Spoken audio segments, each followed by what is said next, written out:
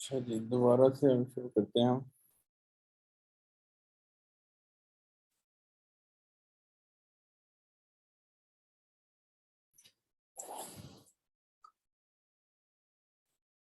Component हमारे पास बन चुके हैं। अब हमने क्या करना है,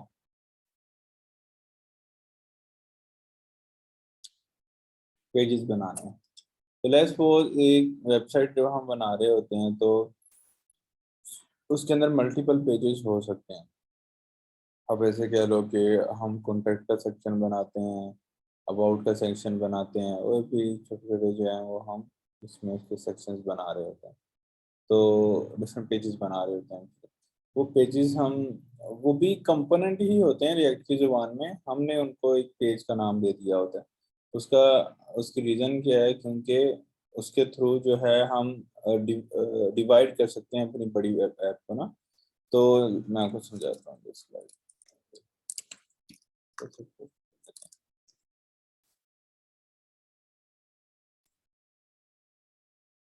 जैसे ये एक वेबसाइट है, सही है। इसके अंदर अब एक ये मेन पेज है हमारे पास, इसके अंदर डिफरेंट डिफरेंट जो है वो सेक्शंस बने हुए हैं, डिफरेंट डिफरेंट इसमें कंपोनेंट बने हुए हैं, और डिफरेंट तरह के इसके अंदर जो है वो चीज़ें जो हैं वो चल रही हैं। ठीक है। अब ये सारी, अब ये एक पर्टिकुलर इतना लंबा हमारे पास डिफरेंट इसमें कंपोनेंट्स हैं। तो अब अगर हम हर चीज़ को एक ही कंपोनेंट्स के फोल्डर में डालते जाएंगे तो हमें डिवीजन बहुत मुश्किल हो जाएगी ऐप के अंदर अंडरस्टैंडिंग, क्योंकि थाउजेंड्स ऑफ कंपोनेंट्स हो जाते हैं, अंडरस्टैंडिंग करना मुश्किल हो जाता है। तो फिर हम क्या करते हैं कि हम जितने भी पेजेस होते हैं हमारी ऐप के, जैसे ये केसेस पेज है, सही है।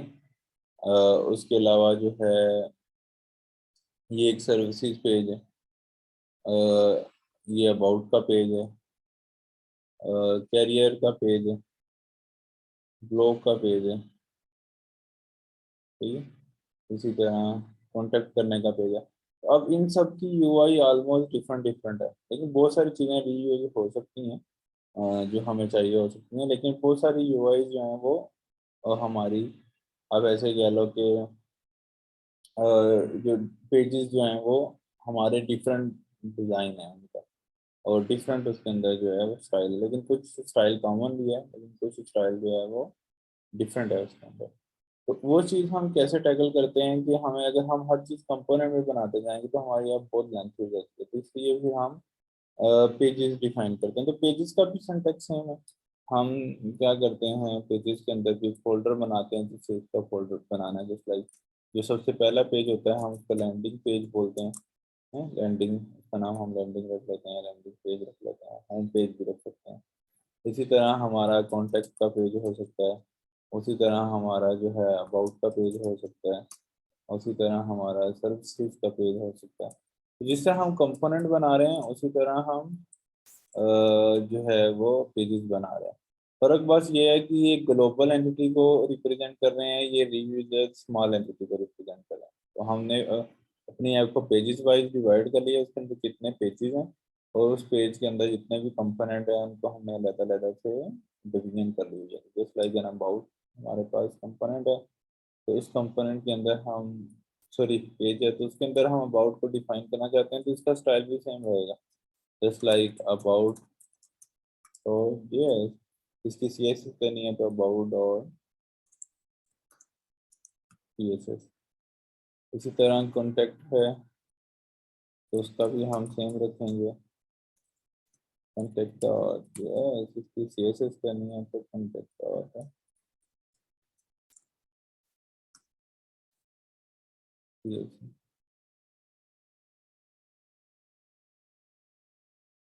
फिर लैंडिंग पेज है तो उसका भी हम लैंडिंग पेज का होम पेज रख सकते हैं।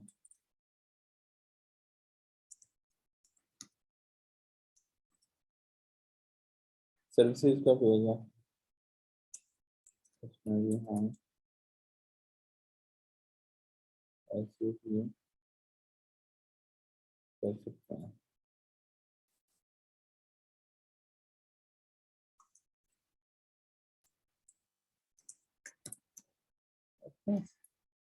ये हमने सारे यहाँ पे डिफाइन कर लिया।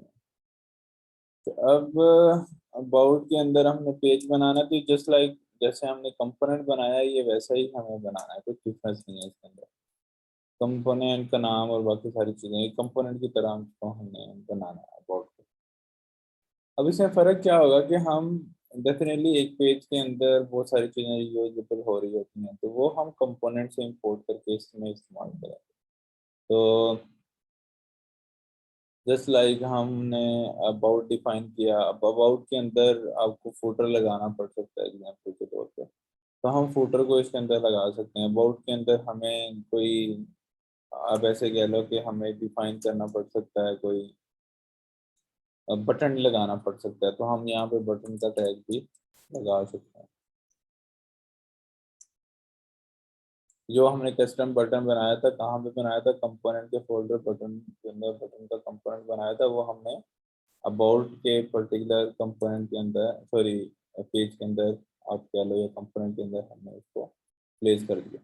अब ये अबाउट का सेक्शन हम किसी दूसरे मेन कंपोनेंट में, जहाँ पे हमारे सारे कंपोनेंट हो गए हैं, वहां पे चला सकते हैं। जस्ट लाइक मैं बोलता हूँ अबाउट, ये पेज मैंने यहाँ पे इंसर्ट कर दिया। अब क्या होगा, मेरे पास जो है वो अबाउट लिखा हुआ आ रहा है, उसके साथ सबमिट लिखा हुआ आ रहा है। क्यों? क्योंकि मैंने इसको यहाँ पे सेटअप कर दिया हुआ है इस पर्टिकुलर अबाउट के फोल्डर के अंदर। तो मेन आइडिया ये है कि जो भी यूआई आप डिफरेंट पेज बना रहे हो, तो इसको पेजेस के अंदर डिफाइन कर लोगे, और उस पेज के अंदर डेफिनेटली आपको बहुत सारी यूआई दूसरे पेजेस से चाहिए, या स्मॉल स्मॉल कंपोनेंट्स हैं जो आपको रीयूज करना है, तो उन कंपोनेंट को आप पेजेस में इंपोर्ट करके इजीली इस्तेमाल कर सकते हो, उसमें कोई भी इशू नहीं है।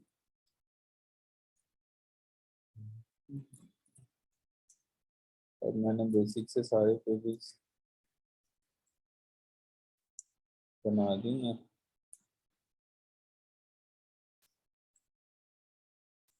ऐसे हम इन पेजेस को डिज़ाइन कर सकते हैं, इनमें जो भी कंपोनेंट हमारे यूज हो रहे हैं वो कंपोनेंट हम यहाँ से उठा सकते हैं, वो इस्तेमाल कर सकते हैं। सही, ये है जी। हमने पेजेस जो हैं वो कैसे सेटअप करने हैं React के। तो अब हम जो चीज़ पढ़ेंगे वो है प्रॉप्स।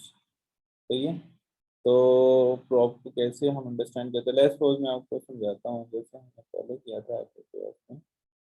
तो हम ये अबाउट को खत्म कर देते हैं और बटन का जो है वो टैग इधर इस्तेमाल करते हैं। अब डेफिनेटली क्योंकि हमने एक कंपोनेंट बना लिया है, तो अब हम इसको जितना चाहें रीयूज कर सकते हैं, इसमें हमें कोई इशू नहीं है।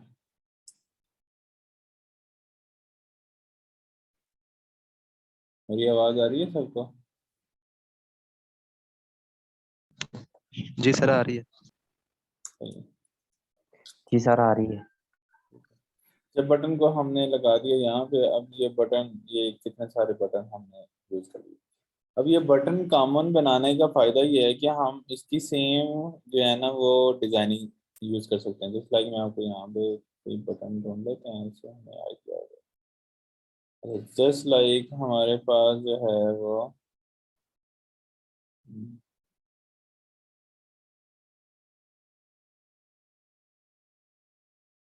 जस्ट लाइक अगर आप ये देखो, ये आइकन जो सारे सेटअप हैं ये तकरीबन एक जैसा इनका स्टाइल है। तो अब ये इस पेज पे भी लगे हैं, इस पेज पे भी लगे हैं, ये जो है ब्लॉग के पेज पे भी लगे हैं, और ये यहाँ पे भी डिफाइन।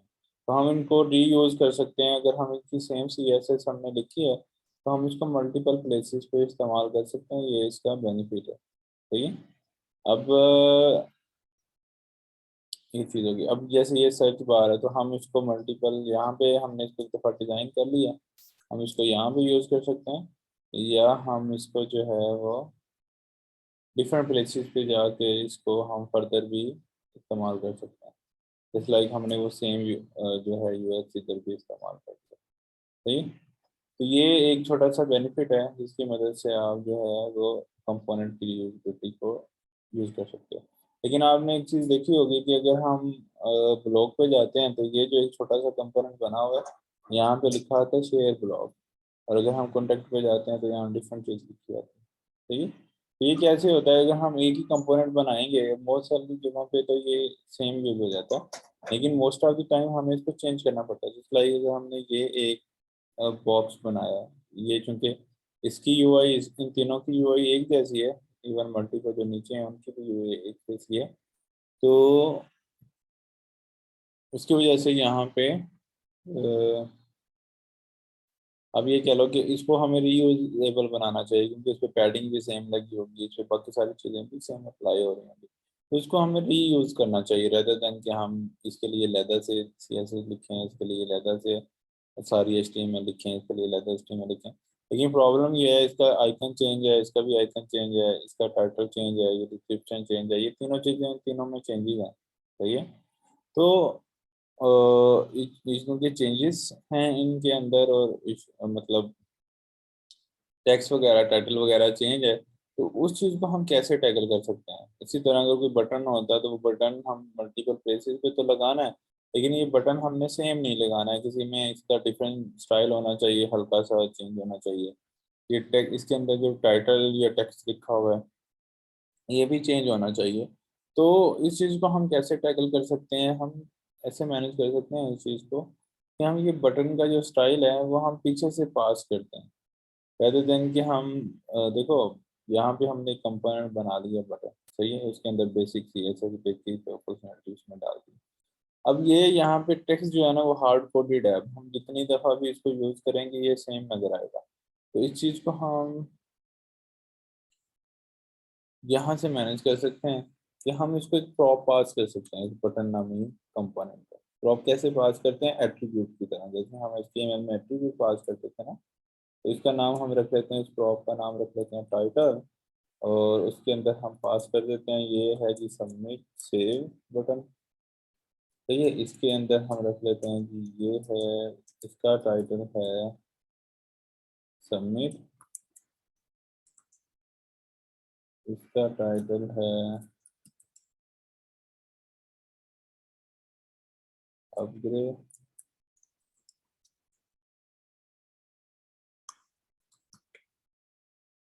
इसका टाइटल है, अब हम इसकी की जो है वो हमने इस पर्टिकुलर प्रॉप की सेम रख रहे हैं, लेकिन इसकी वैल्यू जो है वो डिफरेंट दे रहे हैं। जैसे हम एट्रीब्यूट्स डिफाइन करते थे ना टैग के ऊपर, जैसे विड्थ है तो से जो एट्रीब्यूट से डिफाइन करते थे, इसी तरह एट्रीब्यूट का जैसे नाम होता था इक्वल टू का साइन, इसकी वैल्यू तो सेम तरीका ये है कि हम प्रॉप का नाम रखते हैं, इक्वल टू का साइन होता है, फिर प्रॉप की वैल्यू होती है। तो इस तरह हम इसको जो है वो सब कंपोनेंट पे ऐसे लगा सकते हैं। तो सब पे मैंने लगा दिया, एक पे मैंने छोड़ दिया है।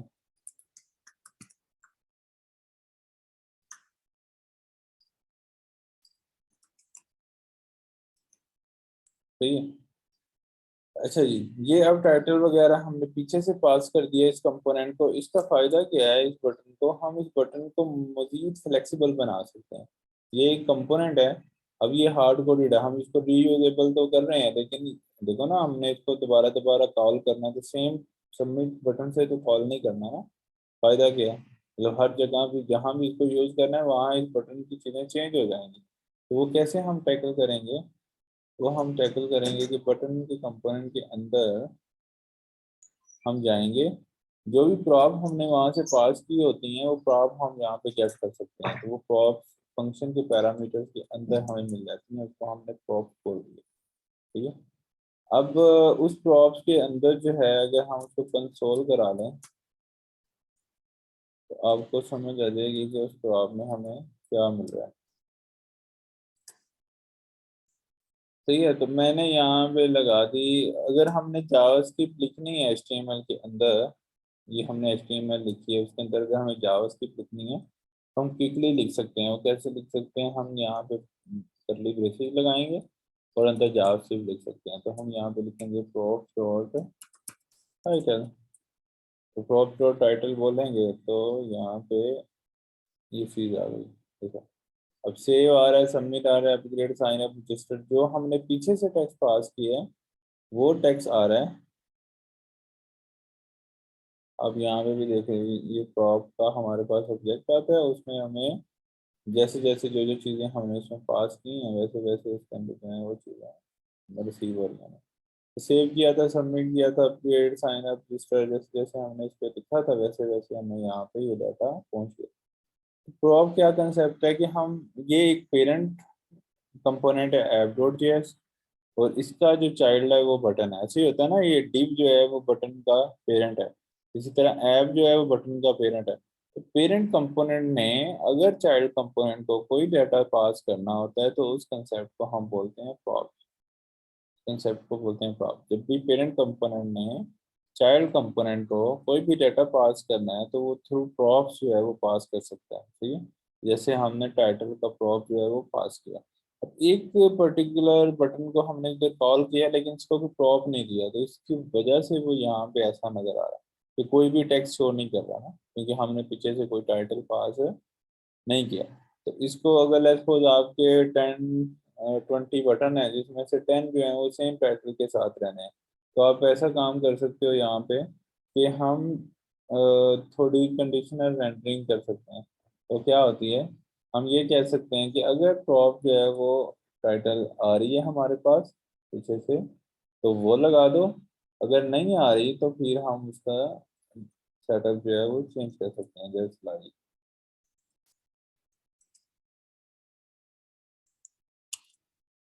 अब ये देखें, अब सबमिट आ रहा है। इसका मतलब क्या है, हमने इसको कह दिया है कि अगर प्रॉम्प्ट और टाइटल आएगा तो वो लगा दो, अगर वो नहीं आता है इस केस में, इस और का मतलब ये होता है कि अगर ये चीज़ पर्टिकुलर अनडिफाइंड है, नल है, या नहीं मिली उसको या नहीं आ रही पीछे से, तो उसकी प्लेस पे क्या लगा दो, जो भी आप स्ट्रिंग यहाँ पे आउटपुट करोगे। तो अगर अब आपकी कंपोनेंट को अगर किसी ने डिफरेंट टाइटल रखना है सबमिट से, तो वो अपना टाइटल पीछे से पास कर दे, और अगर उसको पीछे से पास नहीं करना अपना टाइटल तो सिंपली फिर सबमिट वहाँ पे लिखा हुआ नजर आएगा। इसी तरह हम इसका कलर कंट्रोल करना चाहते हैं तो वो भी कर सकते हैं। तो डेफिनेटली अगर ये बटन हमने बनाया तो ये मोर फ्लेक्सिबल होना चाहिए।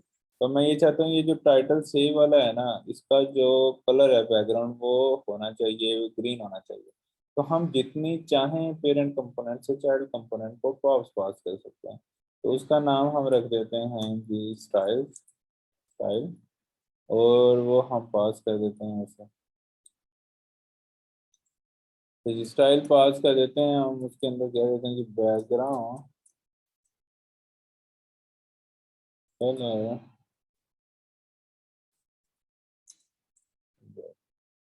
ठीक है। ये स्टाइल का प्रॉब्लम मैंने इसको पास कर दिया, या ग्रीन कर लो जी, इसका बैकग्राउंड कलर करना है ग्रीन। तो ये मैंने इस तरह इसको स्टाइल का जो है प्रॉब वो पास कर दिया हुआ। अच्छा, अब जावास्क्रिप्ट के अंदर हम इनलाइन स्टाइल कैसे अप्लाई करते हैं रिएक्ट की दुनिया के अंदर, वो मैं आपको पहले तो करके दिखाता हूँ। अगर हमने एक एक्सटर्नल सी एस एस में अप्लाई करना है तो फिर हम सी एस एस की एट्रीब्यूट यूज करते हैं। तो अगर हमने, आपने पढ़ा होगा HTML में, जब हमने इनलाइन स्टाइल करना होता है तो हम स्टाइल का एट्रीब्यूट यूज करते हैं, सही है। तो स्टाइल का एट्रीब्यूट हमने यूज करने के लिए यहाँ पे इक्वल टू, यहाँ पे हमें कर्ली ब्रेसेस लगाना पड़ती है एट्रीब्यूट के लिए। अच्छा, उस कर्ली ब्रेसेस के अंदर एक और कर्ली ब्रेसेस आपने लगाना, सही है? जब भी आपने इनलाइन स्टाइल देना है, एक कर्ली ब्रेसेस देन एक और कर्ली ब्रेसेस, फिर आपका इनलाइन स्टाइल जो है वो वर्क करेगा। तो इस पर्टिकुलर कर्ली ब्रेसेस में आप क्या करोगे, यहाँ पे आप JSS यानी कि जावास्क्रिप्ट के अंदर हम अपना अप्लाई कर सकते हैं स्टाइल। तो उसका क्या मतलब होता है कि जहाँ पे अगर तो हमारा CSS के अंदर जैसे बैकग्राउंड कलर के अंदर जब भी दो टू वर्ड आ जाएंगे ना हमारे पास, ऐसे बैकग्राउंड कलर, तो ये JSS में कैसे हम लिखेंगे इसको, इस डैश को खत्म कर देंगे हाइफन को, और इस सी को कैपिटल कर देंगे बैकग्राउंड कलर, ऐसा बना देंगे इसको।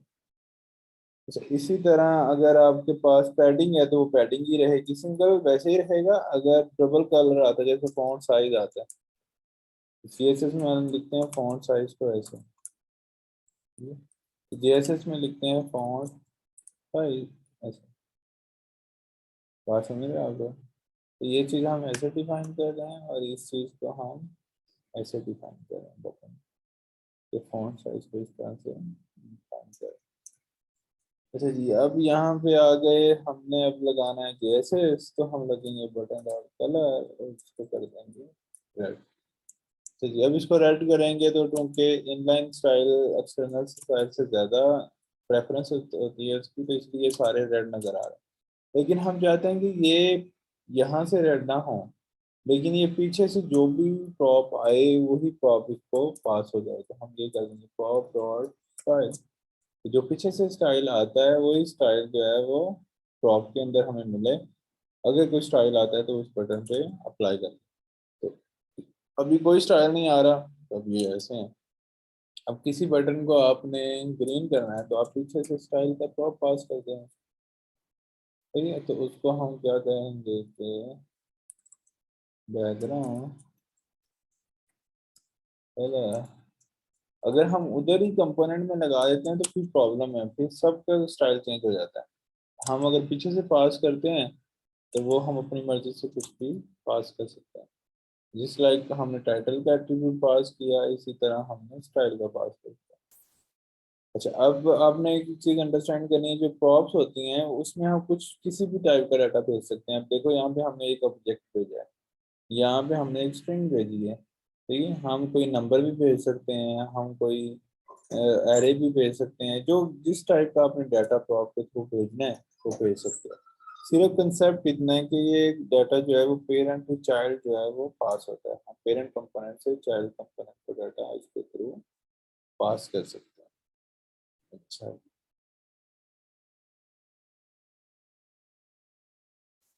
अब नीचे वाले का अगर हमने चेंज करना है, रेड करना है, तो वो हम कर सकते हैं। उससे नीचे वाले को भी हम पास कर सकते हैं, उसका हम येलो कर सकते हैं, ठीक है? तो जितने चाहें हम पीछे से प्रॉप जो है वो पास कर सकते हैं, कोई लिमिटेशन नहीं है। कंसोल में अगर आप लोग देखो तो जब दो स्टाइल आते हैं वो कुछ इस तरह आ रहा है, टाइटल आ रहा है, स्टाइल आ रहा है। उस स्टाइल में बैकग्राउंड है, कलर हम पीछे से पास कर रहे हैं। इवन आप बैकग्राउंड कलर के साथ चाहते हो कि इसका फॉन्ट साइज जो है वो इंक्रीज हो जाए, तो आप फॉन्ट साइज भी इसका इंक्रीज कर सकते हैं।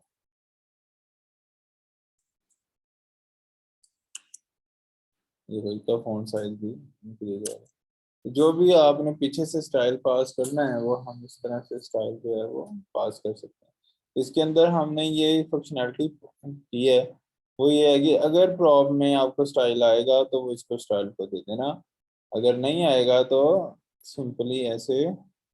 इसी तरह टाइटल है, अगर टाइटल अगर प्रॉप में से स्टाइल नहीं आ रहा तो आप जो क्लास का CSS है उसको यूज करते रहो, और जो भी आ रहा है इनलाइन तो आप उसको इनलाइन पास कर दो। इसी तरह ये टाइटल का केस है कि जो भी पीछे से टाइटल आ रहा है वो दे दो, नहीं तो सबमिट दे दो।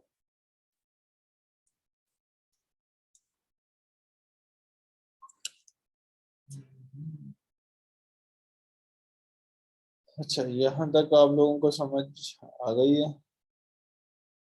किसी का क्वेश्चन है प्रॉप कैसे काम कर रहा है? जी जी, पूछो।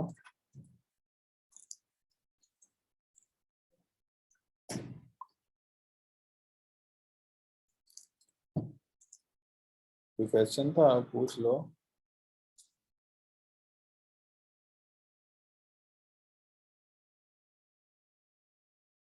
सही है।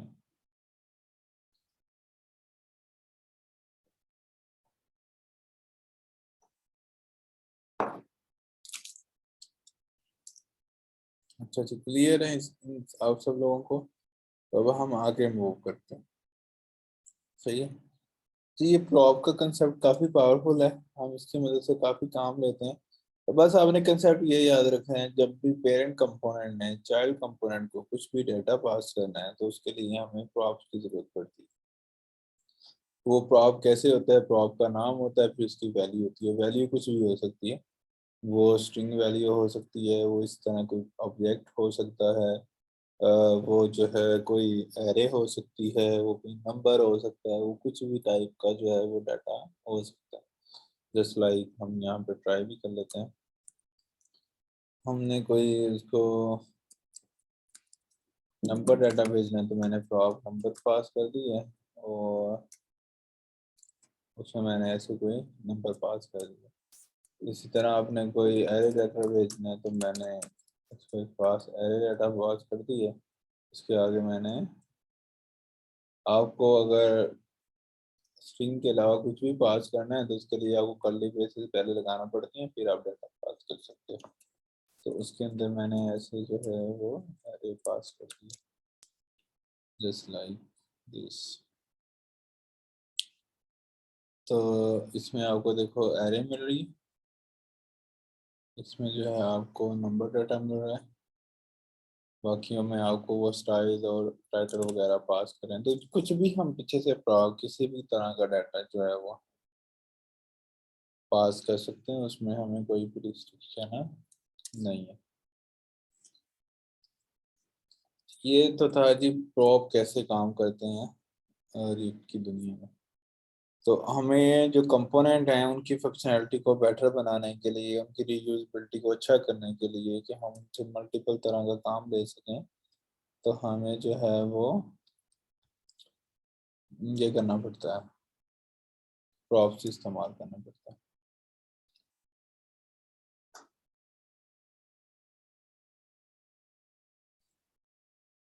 सही है। अब आगे हम चलते हैं ऑनवर्ड और हम देखते हैं इसमें एक कंसेप्ट हम अभी कर लेते हैं कवर कि हमने अगर अपने इस पर्टिकुलर इसमें प्रोजेक्ट में कोई थर्ड पार्टी डिजाइनिंग सेटअप करना हो, जैसे लाइक बूटस्ट्रैप लगानी है अगर हमें, तो उसके लिए हमें क्या करना पड़ेगा वो हमें अंडरस्टैंड करना है। तो बूटस्ट्रैप अगर हमें लगानी है तो कोई भी अगर आपने थर्ड पार्टी लाइब्रेरी लगानी है तो उसके लिए मैंने आपको बताया था कि हम जो है वो npm यूज कर रहे हैं ना, npm का टूल यूज कर रहे हैं। तो हम npm की डायरेक्टरी में जाएंगे, सही है, उस लाइब्रेरी को सर्च करेंगे, जस्ट लाइक हमने बूटस्ट्रैप लगानी है तो मैं बूटस्ट्रैप को सर्च करूंगा। अच्छा, इस पे आऊंगा तो यहाँ पे देखो इसके वीकली कितने डाउनलोड हैं, काफी अच्छा है, ये इसका साइज है, इतनी इसमें फाइल्स हैं, सारी चीजें जो हैं 128 फोल्डर जो जनरेटेड है, सारी इंफॉर्मेशन जो है ये आपको दे रहा है कि प्रोजेक्ट का फोल्डर कैसे सेटल्ड है, ये किस में है, CSS किस में है। वो सारी इंफॉर्मेशन जो है वो आपको इस पर्टिकुलर पैकेज से मिल रही है। अगर आपने इसको इंस्टॉल करना है, ये कमांड है npm install bootstrap, से हम इसको इंस्टॉल कर सकते हैं। तो हम अपने प्रोजेक्ट फोल्डर में आके बूटस्ट्रैप को इंस्टॉल कर लेंगे।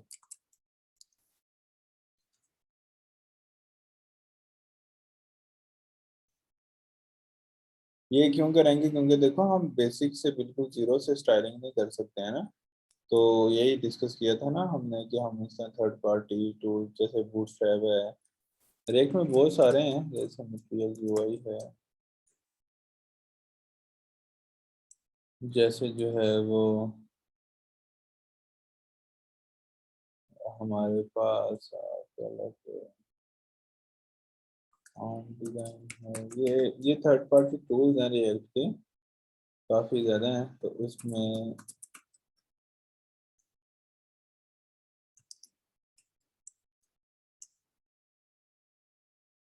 मैं सब यहाँ पे खोल लेता हूँ आप लोगों को।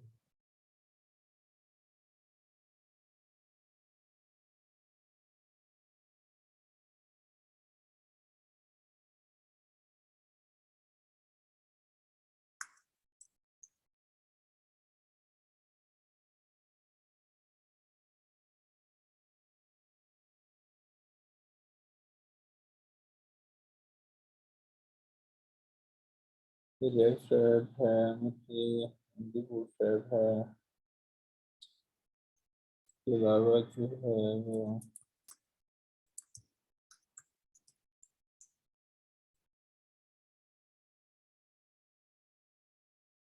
मतलब बहुत ज़्यादा है, इनकी लिमिट नहीं है, काफ़ी ज़्यादा जो है वो CSS के फ्रेमवर्क हैं, कुछ रिएक्ट के साथ काम करते हैं, कुछ प्योर CSS के साथ काम करते हैं। तो डिफरेंट है, यानी कि बूटस्ट्रैप आप यूज़ करना चाहते हो वो कर सकते हो, मटेरियल यूआई काफ़ी अच्छे अच्छे इसके, देखो यहाँ पे ये डिज़ाइनिंग जिसने करके दी है, ये कार्ड बना है, इस तरह की सारी डिज़ाइनिंग का, ये कैलेंडर डिज़ाइन है, ये इस तरह से बटन डिज़ाइन है, ये चीज़ यहाँ पर डिफाइन है, ये कंपोनेंट है, ये छोटे छोटे कंपोनेंट इसमें जो है वो डिज़ाइन किए हैं।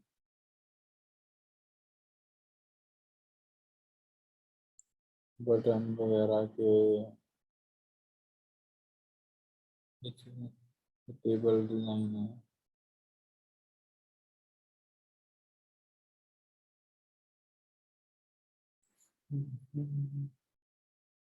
काफ़ी अच्छी लाइब्रेरी है मटेरियल जो है, तो इसका इस्तेमाल कर सकते हैं, बूटस्ट्रैप का इस्तेमाल कर सकते हैं। टर्न डिज़ाइन है, इसका इस्तेमाल किया जा सकता है, इसके भी काफ़ी कंपोनेंट्स हैं। ये रीड स्ट्रैप है, इसका यूज़ किया जा सकता है। एमपी बूटस्ट्रैप है, ये चाके वाली आई है, न्यू आई है, इसका यूज़ कर सकते हैं। टेलमैन, CSS, इसका इस्तेमाल कर सकते हैं। तो बहुत ज़्यादा थर्ड पार्टी जो है CSS की लाइब्रेरीज हैं, जिसके अंदर डिफरेंट डिफरेंट के आपको कंपोनेंट स्टाइल वगैरह मिल जाएंगे। लेकिन हम हर प्रोजेक्ट में ये सारे नहीं यूज करते हैं, कोई एक सिलेक्ट करते हैं। आपने बूटस्ट्रैप सेलेक्ट करना है तो फिर आपने उसी से ही चलना है। आपने मटेरियल यूआई चूज करनी है तो आपने उसी से चलनी है, अदरवाइज कॉन्फ्लिक्ट्स बहुत आते हैं, एरर्स बहुत आते हैं। क्योंकि ये हर लाइब्रेरी जो है वो एक दूसरे की, इनकी क्लासेस जो हैं वो सेम हो जाती हैं, तो फिर इश्यूज बनते हैं। सही है, तो नॉर्मली हम एक प्रोजेक्ट में एक फ्रेमवर्क इस्तेमाल करते हैं। फ्रेमवर्क तो बहुत ज़्यादा है, लेकिन हम एक फ्रेमवर्क एक वक्त में इस्तेमाल करते हैं, उसी को ही हम जो है ना वो करते हैं, स्पेंड करते होते हैं। तो हम बार बार नए नए कंपोनेंट्स यहाँ पे लगाते हैं। तो खैर अभी हमने बूटस्ट्रैप को इंस्टॉल पे लगाया था, तो वो बूटस्ट्रैप हमारे पास इंस्टॉल जो है हो गई है। तो डेफिनेटली जब ये इंस्टॉल होती है, तो जब भी हम नोड मॉड्यूल से इंस्टॉल करते हैं तो वो कहाँ पे जाती है, पैकेजेशन में चली जाती है। तो पैकेजेशन में ये क्योंकि बूटस्ट्रैप है, तो बूटस्ट्रैप वाली लाइन में कहीं ये होनी चाहिए, लाइक है। तो इसमें डेस्टिनेशन आ गई, जेसन आ गया, इसके अंदर जावास्क्रिप्ट है, डेस्टिनेशन में CSS है। तो CSS में वो सारी जो हम जिप फोल्डर से डाउनलोड करते थे, वो सारी फाइल्स हमारे पास यहाँ पे आ चुकी हैं। अब हमने क्या करना है कि वो जो भी CSS है वो हमने यहाँ पे इंपोर्ट करनी है। तो उसके लिए हम कैसे कर सकते हैं, और तो सर ये बूटस्ट्रैप फाइल को किसने ऐड किया है? हाँ जी, ये मैंने कैसे जो बूटस्ट्रैप ऐप, जी कैसे ऐड किया, देखो जी सर, उसको कैसे इंक्लूड किया है? देखो अभी हमने इंक्लूड तो नहीं किया। अभी हमने सिंपली बूटस्ट्रैप, मैंने आपको बोला ना कि जितने भी पैकेजेस हम, या तो npm को जब हमने पढ़ा था, हमने डिस्कस किया था, या तो हम इनकी साइट से ऐसे मैन्युअली जाकर डाउनलोड कर लेना उसको, जिप फाइल को, फिर अपने प्रोजेक्ट में ला के रखते हैं। तो वो एक लंबा चक्कर होता है। हम सिंपली अपने जो भी आपने इंस्टॉल करनी है, जैसे MUI इंस्टॉल करनी है या आपने बूटस्ट्रैप इंस्टॉल करनी है, वो आपने यहाँ पे आके सर्च करना, तो आपको लिंक मिल जाएगा। आपके पास मल्टीपल पैकेजेस हैं, मतलब उसके रिलेटेड टेक बूटस्ट्रैप और डिफरेंट डिफरेंट, जो आपको अच्छा लगता है वो आप उसमें से ट्राई कर सकते हो। वो कैसे चेक करते हो, जिसके नंबर ऑफ डाउनलोड से ज़्यादा होते हैं। फिर आप जस्ट सिंपली यहाँ पे आते हो, ये कमांड लिखी होती है इंस्टॉल कैसे करना है, वो कमांड आप लाके अपने टर्मिनल के अंदर यहाँ पे लगा देते हो। अपने उस प्रोजेक्ट फोल्डर के अंदर आपने होना है और यहाँ पे कमांड चलाना है।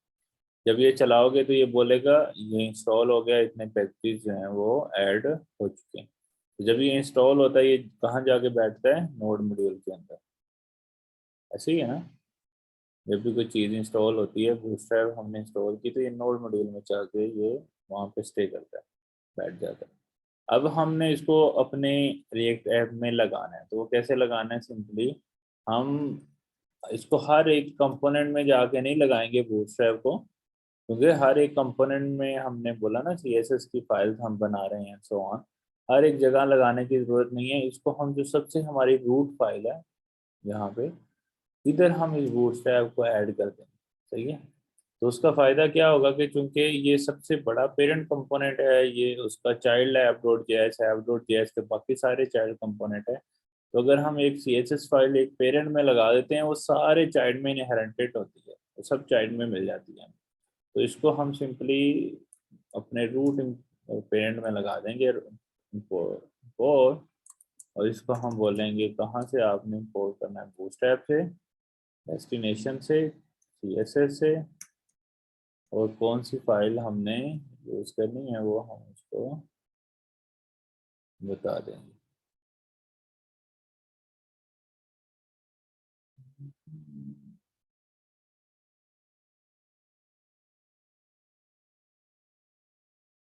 अच्छा जी,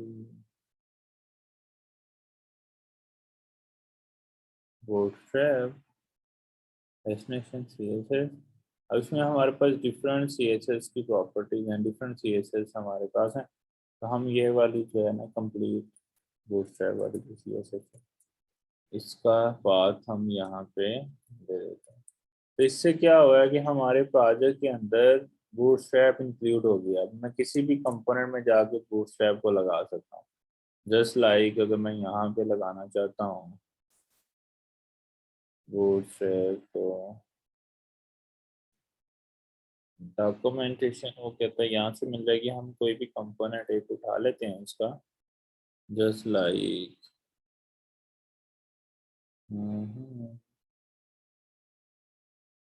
चलो ये उठा, जस्ट लाइक ये कंपोनेंट हम उठा लेते हैं। तो इसको हम कॉपी करेंगे यहाँ से, और एक हम कार्ड का कंपोनेंट बना लेते हैं, क्योंकि ये कार्ड बार बार यूज होना है, तो इसलिए मैंने इसका एक कंपोनेंट बनाना है।